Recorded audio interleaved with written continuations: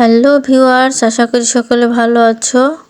আরও একটি নতুন ভিডিওতে সবাইকে শুভেচ্ছা জানাই।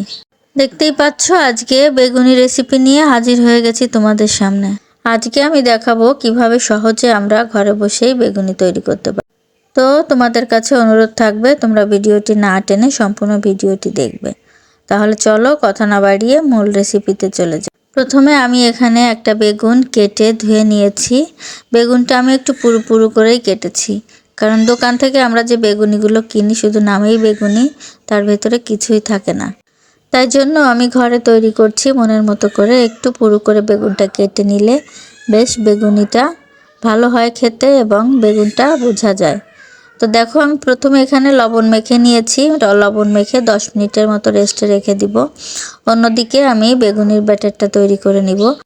তার জন্য আমি প্রথমে এক বাটি বেসন নিয়ে নিয়েছি, তার সাথে অল্প পরিমাণে ময়দা যোগ করেছি এবং এর সঙ্গে লবণ, হলুদ, অল্প পরিমাণে শুকনো মরিচের গুঁড়া, আদা বাটা, রসুন বাটা এবং জিরা বাটা এবং অল্প পরিমাণে গরম মশলা বাটা অ্যাড করে নিতে হবে।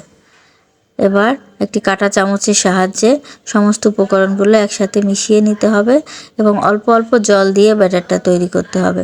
একবারে বেশি জল দিয়ে দিলে ব্যাটারটা বেশি পাতলা হয়ে গেলে বেগুনিটা ভালো হবে না।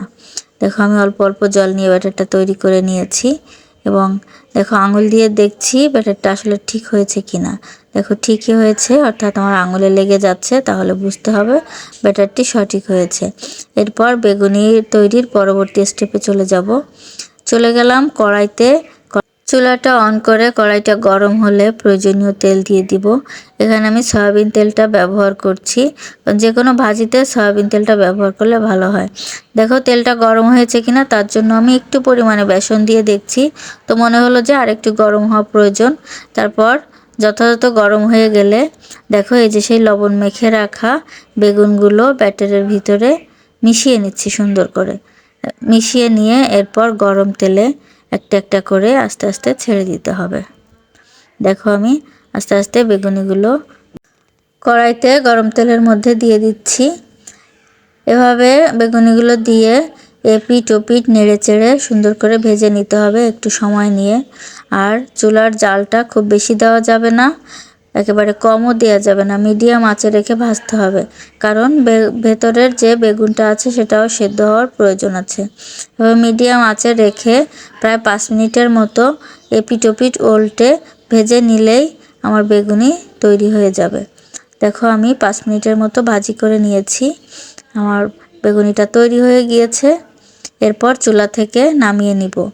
ঘরে তৈরি বেগুনি যে কোনো জিনিস একটু দেখতে খারাপ হলেও খেতে কিন্তু অন্যরকম একটা টেস্ট লাগে।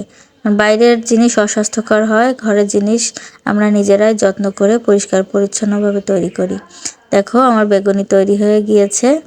তো আমার এই রেসিপিটি যদি তোমাদের ভালো লেগে থাকে অবশ্যই লাইক, কমেন্ট, শেয়ার করে পাশে থাকবে এবং আমার চ্যানেলটি অবশ্যই সাবস্ক্রাইব করবে।